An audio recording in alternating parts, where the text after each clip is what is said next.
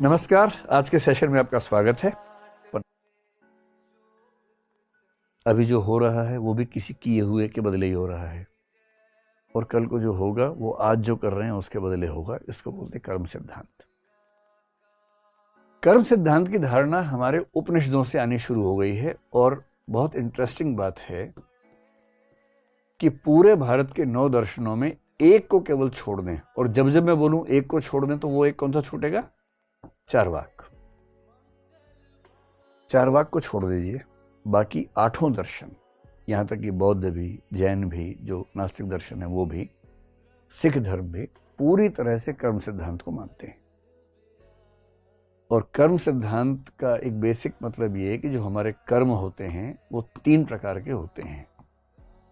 उनको 3 में डिवाइड करते हैं, शायद आपने नाम सुना हो। एक होता है संचित कर्म,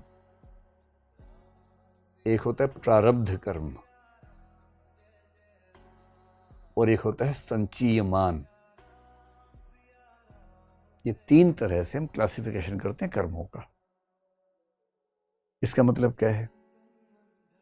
समझ लीजिए कि कर्म हमारे इकट्ठे होते जा रहे हैं, कर्मों का फल मिलने का एक फेज आता है। एक ग्रुप ऑफ कर्म एक साथ उनका फल मिलना शुरू होता है। प्रारब्ध कर्म वो हैं जिनका फल मिल रहा है एट प्रेजेंट। तो अभी की आपकी जिंदगी कैसी चल रही है ये आपके प्रारब्ध से तय होता है। इसलिए आपने कहीं कहीं सुना होगा बड़े बूढ़ों से कि प्रारब्ध ही ठीक नहीं है तो क्या करें। तो प्रारब्ध का मतलब हमारे वो कर्म जिनका फल अभी इस समय मिल रहा है। संचित वो हैं जो संचित हैं, कलेक्टेड हैं, पर अभी फल मिलना शुरू नहीं हुआ है, येट टू स्टार्ट। यानी आज से 5 साल के बाद आपके साथ जो होने वाला है वो कौन से कर्मों से तय होगा? संचित। संचित कौन से? जो आमतौर पर पिछले जन्म में किए होंगे या इस जन्म की शुरुआत में किए होंगे, लेकिन अभी फल मिलना शुरू नहीं हुआ है उसका, वो भी संचित हैं। जिनका शुरू हो गया वो प्रारब्ध हैं, और प्रारब्ध आज से 5 साल पहले क्या थे? संचित थे। अब वो प्रारब्ध हो गए हैं। और जो कर्म अभी आप कर रहे हैं, इस जीवन में कर रहे हैं, जिनका फल बाद में मिलेगा, तो ये प्रेजेंट कर्म है। अभी जो आप कर्म कर रहे हैं, जैसे भी क्लास में बैठ के सो रहे हैं, तो इसका फल कब मिलेगा? बाद में मिलेगा। अगले जन्म में आप टीचर बनेंगे, मैं स्टूडेंट, फिर मैं सोऊंगा क्लास में बैठ के और आपको पढ़ाते हुए तनाव होगा कि ये सो क्यों रहा है। हर चीज़ का हिसाब होना है, ध्यान रखिए, हर चीज़ का हिसाब होना है। तो ध्यान रखना है, जो आप कर रहे हैं ना उसका हिसाब बराबर होकर रहेगा। और कर्म सिद्धांत के 2 नियम माने जाते हैं। एक होता है कृत प्रणाश। ऐसा नहीं हो सकता, यानी जो किया है उसका नाश नहीं हो सकता जब तक फल ना मिले। आपका किया हुआ कर्म आपको फल दिए बिना नष्ट हो नहीं सकता, इसको बोलते हैं कृत प्रणाश। और एक होता है अकृतम उपगम,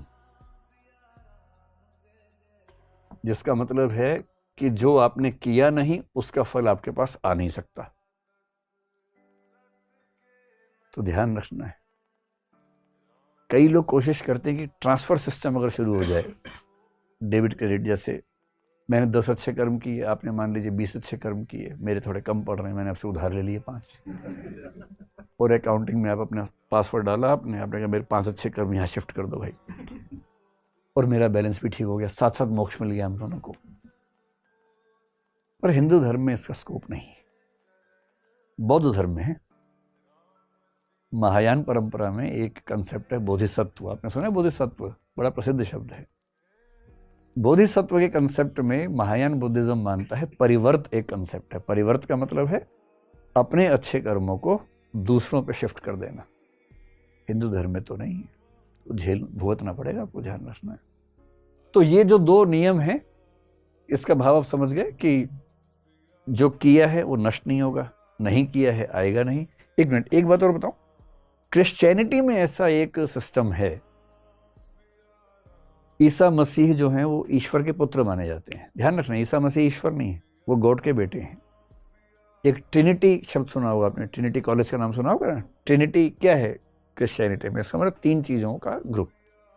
God the Father, God the Son, तो गॉड द सन कौन है? जीसस क्राइस्ट है, और द होली स्पिरिट।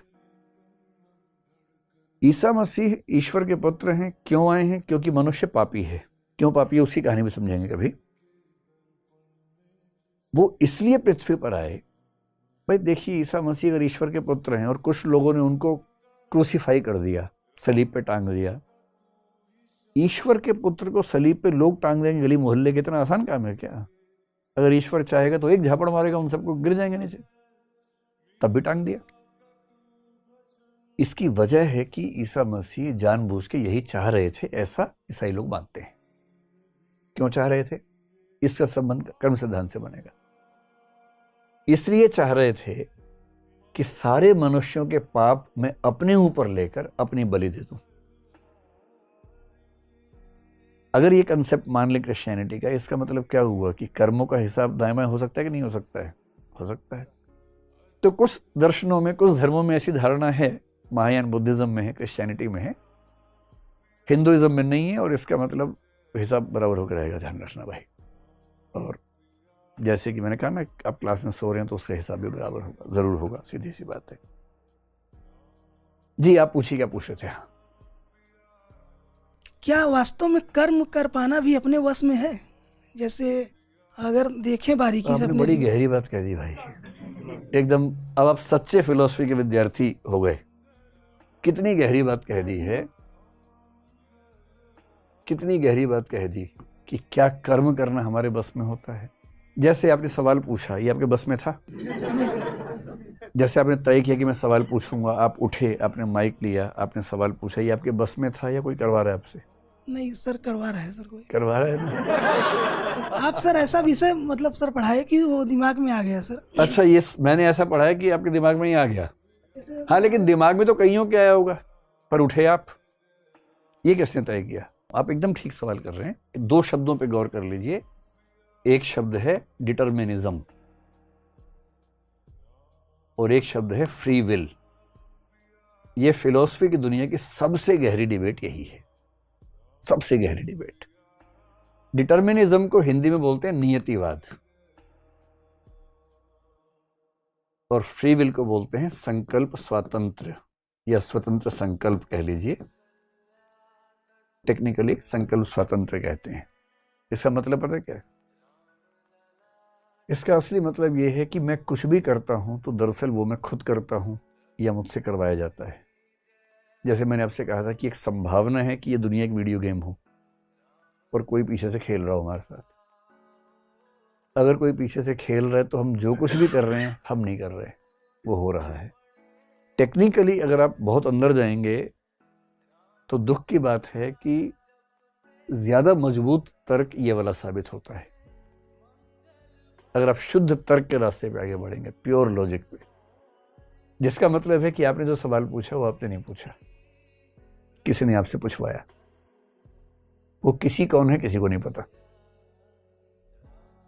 लेकिन दिक्कत है कि इससे दुनिया चलेगी नहीं, जबकि नियतिवाद ज्यादा मजबूत विचार है, ठोस विचार है। इसे खारिज करना बड़ा मुश्किल काम है। कभी इस पर बात करेंगे विस्तार में। लेकिन दुनिया ठीक से चल सके इसलिए दुनिया के लगभग सारे धर्म जिस विचार को मानते हैं वो है संकल्प स्वातंत्र। फ्री विल का मतलब है हम अपनी इच्छा से फैसले करते हैं, हम अपनी इच्छा से स्टेप्स लेते हैं, कदम उठाते हैं। अगर ये ना माने तो किसी अपराधी को सजा दे ही नहीं सकते, क्योंकि उसने तो किया ही नहीं बेचारे ने, किसी ने करवाया है। किसी अच्छा काम करने वाले को पुरस्कार नहीं दे सकते क्योंकि उसने तो नहीं किया है, किसी ने करवा दिया उससे। और फिर हम सबकी हैसियत कठपुतलियों वाली हो जाएगी जिनके धागे किसी और के हाथ में। इस चीज को मान के चलना बड़ा मुश्किल लगता है। इसलिए दुनिया जिस सिद्धांत पे चलती है वो है फ्री विल, जिसका मतलब है कि आपने सवाल खुद पूछा है। लेकिन दर्शन में कुछ लोग, जैसे एक आदमी का नाम है शोपेनहावर, जर्मनी का दार्शनिक है, 18th-19th सेंचुरी का, दुनिया का सबसे बड़ा दुखवादी निराशावादी दार्शनिक है, पेसिमिस्ट आदमी है, फिलोसॉफिकल पेसिमिज्म कहते हैं।